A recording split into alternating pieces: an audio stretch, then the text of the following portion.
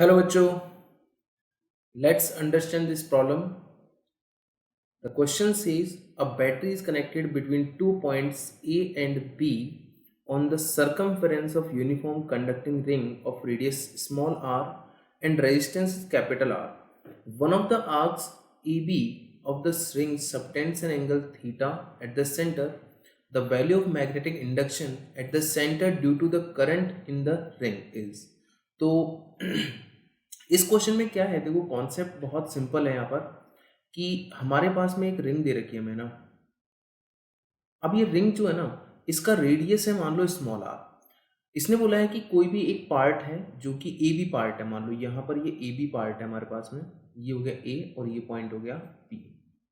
और ये मान लेते हैं हम लोग, इसका सेंटर जो है वो हमने मान लिया ओ मान लिया। तो ये रेडियस है स्मॉल आर ना। समझ आ रहा है आपको ये चीज़? अब जैसे मान लो यहाँ पर जो एंगल है वो कितना सबटेंड किया इसने, थीटा एंगल सबटेंड किया। क्लियर? अब यहां से लेट सपोज कि यहां पर जो करंट एंटर कर रहा है वो कितना है आई, और इस तरफ करंट जा रहा है मेरे पास I1, और इस तरफ जो करंट जाएगा वो हो गया मेरे पास में I2 हो गया। क्लियर बात है? तो इस पार्ट का रेजिस्टेंस जो है मान लेते हैं R1, और इस पार्ट का रेजिस्टेंस हम मान लेते हैं R2 हो जाता है। तो I1 और इधर I2 है, इधर R1 है और इधर क्या है मेरे पास में R2 है। तो इस केस में अगर समझा जाए तो हम यहाँ पर बोल सकते हैं फर्स्ट ऑफ ऑल कि जैसा कि यहाँ पर क्या होगा, इस जगह पर अगर करंट की बात करें तो यहाँ पर करंट I1 है, इधर करंट रेजिस्टेंस R1 है, और यहाँ पर देखो इस जगह पर अगर देखें इसका एंगल जो हो जाएगा वो हो जाएगा बराबर 2 पाई माइनस थीटा। क्लियर बात यहाँ तक? अब देखो मैं लिख सकता हूँ कि जैसा कि यहाँ पर दोनों पार्ट्स जो हैं वो कुछ इस तरह की ये पैरेलल कॉम्बिनेशन हो गया। अगर ऐसा है तो मैं लिख सकता हूँ I1 R1 इक्वल टू हो जाएगा I2 इंटू R2। इस तरह से लिख दिया मैंने यहाँ पर, I1 into R1 equal to I2 into R2 हो गया। क्लियर बात है? अब यहाँ पर क्या है, I1 और I2 की बात है, क्योंकि यहाँ पर दोनों चीज़ें सेम है मेरे पास में। क्या है, दोनों चीज़ें सेम है। ठीक है, तो देखिए आप ध्यान से समझें।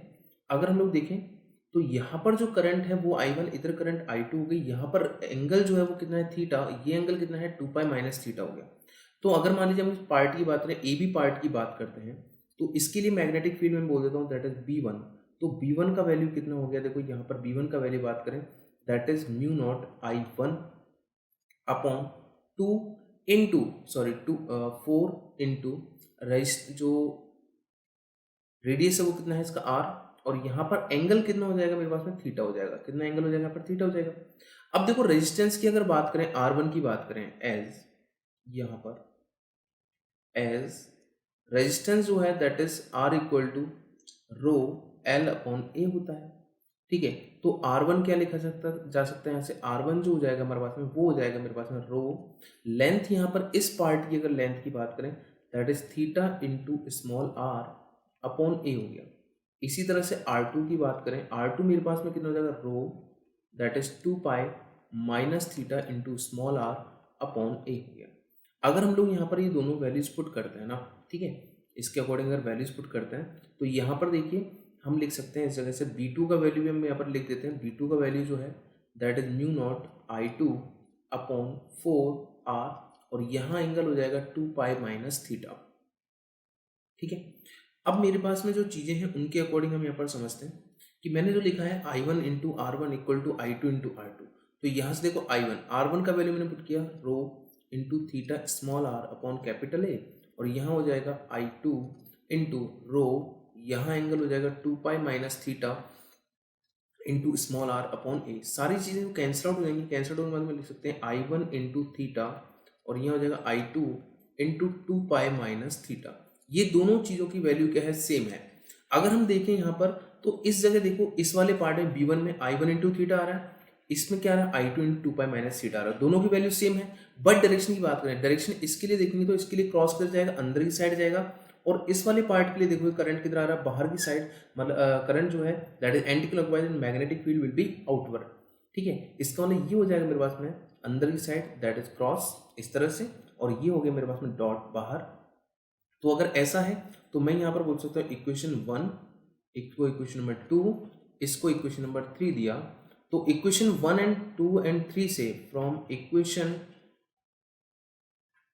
1 2 एंड 3 हम लिख सकते हैं यहाँ पर magnetic field P at centre at O will be zero.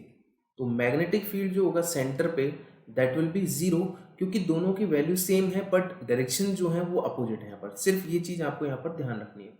तो यहाँ पर थीटा की कोई भी वैल्यू हो उसके लिए यहाँ पर क्या होगा, हर चीज के लिए हम बोल सकते हो थीटा की कोई भी वैल्यू होगी तो भी क्या होगा, यहाँ पर मैग्नेटिक फील्ड जीरो ही मिलेगा मेरे को यहाँ पर। अगर मान लीजिए थीटा कुछ और डिफरेंट होता तो भी हमारे पास में यही चीज होती।